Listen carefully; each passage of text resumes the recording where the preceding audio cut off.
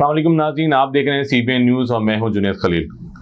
नाज़रीन, आज हम बात करेंगे KCB यानी कराची कंटोनमेंट बोर्ड की। आज हमारे साथ मौजूद हैं सीनियर सहाफ़ी और तज़कियाकार रिजवी साहब। रिजवी साहब की मौजूदगी का फ़ायदा उठाते हुए हम कुछ सवालात आज उठाना चाहेंगे, उनसे पूछना चाहेंगे।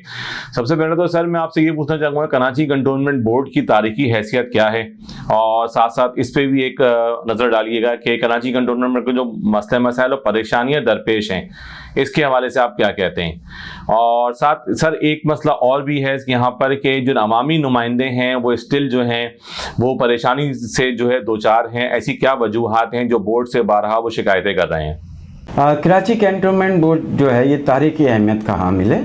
कराची कैंटोनमेंट बोर्ड का रकबा पहले ज़्यादा वसी था और कराची कैंटोनमेंट बोर्ड का जो सदरन एरिया था उसको बाद में तकसीम करके दो हिस्सों में तकसीम किया गया और सदरन एरिया को जो है वो कैंटोनमेंट बोर्ड क्लफ्टन का नाम दे दिया गया।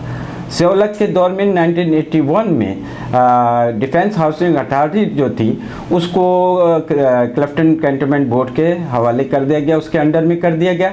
और इस तरह जो है ये कैंटोनमेंट बोर्ड जो है अपनी अहमियत के हवाले से जो है कदीम कैंटोनमेंट बोर्ड है।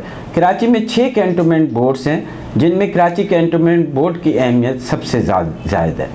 रही बात ये कि आपने कहा कि कराची कैंटोनमेंट बोर्ड को मसाइल जो दरपेश हैं, दर हकीकत जो है कराची कैंटोनमेंट बोर्ड को बजट की कमी की वजह से माली बुहरान के अलावा इंतज़ामी बुहरान का भी शिकार है। इस बोर्ड में जो अहम कलीदी ओहदे हैं उन तमाम अहम कलीदी ओहदों पे या तो असामियाँ खाली हैं यहाँ पर या वहाँ पर ऑफिशिएटिंग जो है वो क्लर्क्स लेवल के लोग कर रहे हैं। क्लर्क लेवल के जो लोग हैं उनकी मोनोपोली की वजह से कराची कैंटोनमेंट बोर्ड को शदीद नुकसान पहुंच रहा है। देखें यहाँ पे गुज़िश्ता 3 साल से कोई एडिशनल CEO मौजूद नहीं है।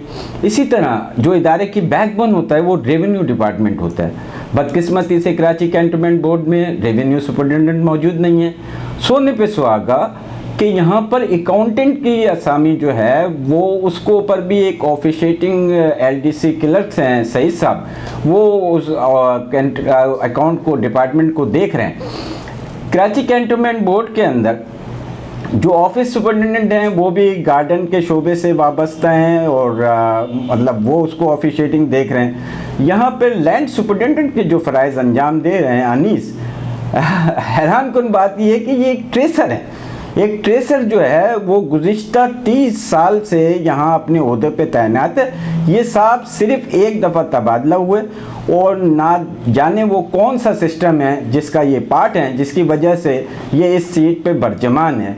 तो ये सारी सूरत हाल जो है वो कराची कैंटोनमेंट बोर्ड के लिए नुकसानदेह हो रही है। सर बिल्कुल आपने सही फरमाया। अच्छा सर, उसके साथ मैं ये भी कहूँगा KCB के हुदूद में जो एक बड़ा एक हॉस्पिटल मौजूद है जिना हॉस्पिटल, उसकी जो अराजी है उस पर कितने फीसद कब्जा रहा, उसके बारे में आपका क्या कहना है, उसके बारे में क्या पेशरफ्त हुई। और साथ साथ सर जो अभी KCB के जो हुदूद में जो गैर कानूनी तामीरात हो रही हैं उसके हवाले से आप क्या कहेंगे, और जो तामीरात स्टिल चलती जा रही हैं। और हमने सर CBN के प्लेटफॉर्म से हमेशा कोशिश की है कि जो कंटोनमेंट बोर्ड्स के हवाले से स्पेशली जो गैर कानूनी तामीरात हो रही हैं उसके हवाले से हमने रिपोर्ट्स भी नशर की हैं। उसके हवाले से आज तक क्या लाएअमल तय किया गया, उस पर क्या रद्द अमल आया। जिना अस्पताल की जो ज़मीन है ये 20 एकड़ और समथिंग है और इस ज़मीन पे 1988 से जो है ना वो चंद घर बने थे। इब्तिदा में ये 50 से 60 घर थे। रफ्ता रफ्ता ये घर जो हैं वो बढ़ते चले गए, इनकी तादाद बढ़ती चली गई। और आप जानते हैं कि कराची में खाली ज़मीन अगर हो मैसर तो लोग वहाँ बैठ जाते हैं। अब इस ज़मीन के ऊपर जो है सैकड़ों की तादाद में, हज़ारों की तादाद में घर मौजूद हैं और इन लोगों का कहना ये है कि गुज़िश्ता 30 साल से हम इस जगह पे बैठे हैं। जबकि JPMC की इंतज़ामिया ने भी कई बार कराची कैंटोनमेंट बोर्ड को तहरीर किया है कि वो उस 20 एकड़ की ज़मीन को खाली कराने में उनकी मदद करे, लेकिन कराची कैंटोनमेंट बोर्ड तन्हा ये काम नहीं कर सकता। JPMC को चाहिए कि वो इसका हल निकाले, क्योंकि जो 30 साल से लोग यहाँ बैठे हैं और यहाँ पे इबादत गाहें बन गई हैं, यहाँ पर जो है वो मसाजिद है, चर्च हैं, मंदिर हैं। अब इस सूरत हाल के अंदर अगर आप उनको छेड़ते हैं तो ये एक हसास मसला है। तो इन तीनों इदारों को मिल के जो है इसका कोई हल निकालना चाहिए। रही बात ये कि कुछ इत्तलात ऐसे भी हैं कि चंद बिल्डर्स जो हैं वो यहाँ पे बैठे हुए मकीनों के साथ जो कुछ बार्गेनिंग करके चाहते हैं कि ये सोने से भी ज़्यादा महंगी ज़मीन जो है वो उसे किसी तरह हथिया लें। इसी सिलसिले में डिप्टी डायरेक्टर जीपीएमसी ने जुलाई में सीओ साहब को एक ख़त तहरीर किया था जिसमें अपने तहफ़्फ़ुज़ात का इजहार किया था कि क्या कराची कैंटोनमेंट बोर्ड इन मकीनों के ऊपर कोई टैक्सेशन करना चाह रहा है। उनकी नॉलेज में ऐसे इस किस्म की बात आई थी, लेकिन अब तक हमारी नॉलेज में नहीं आया है कि केसीबी ने इस किस्म का कोई टैक्स जो है वो वहाँ पे लागू किया है। अगर टैक्स लागू करते तो फिर उनकी एक लीगल पोजीशन जो है ना और मज़ीद मुस्तहकम हो जाती। तो ये सिलसिला है यहाँ पर।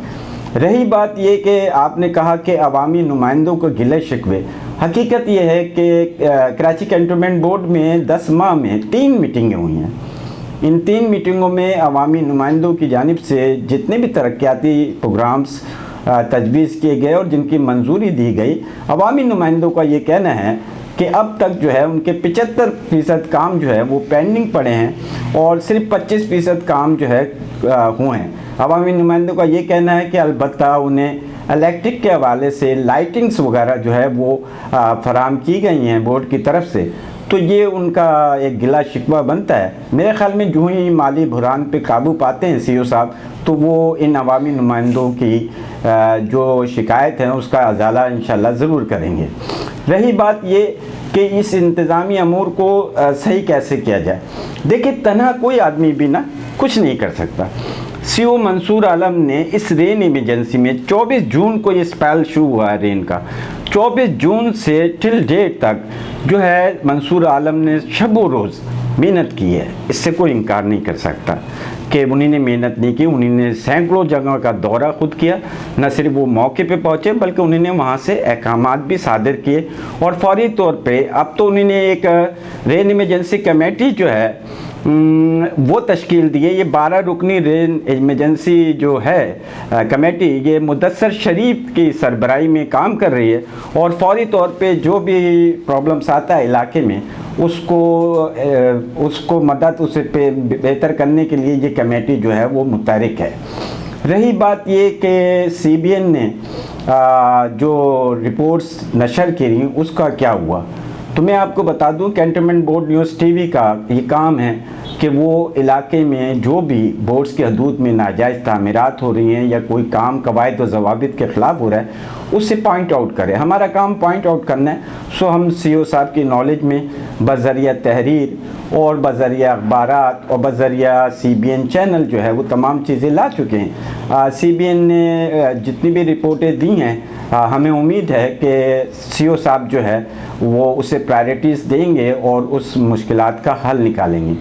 रही बात ये कि यहाँ पर जो इंजीनियरिंग डिपार्टमेंट्स के अंदर जो तब्दीलियाँ हुई हैं उन तब्दीलियों में ये है कि इंजीनियर खालिद साहब जो हैं उनका तबादला कर दिया गया है। इत्तलात यही हैं कि उनका तबादला कर दिया गया है और उनकी जगह इंजीनियरिंग डिपार्टमेंट में फ़िलहाल इंचार्ज के तौर पर तनवीर हातिम साहब ने चार्ज संभाला हुआ है।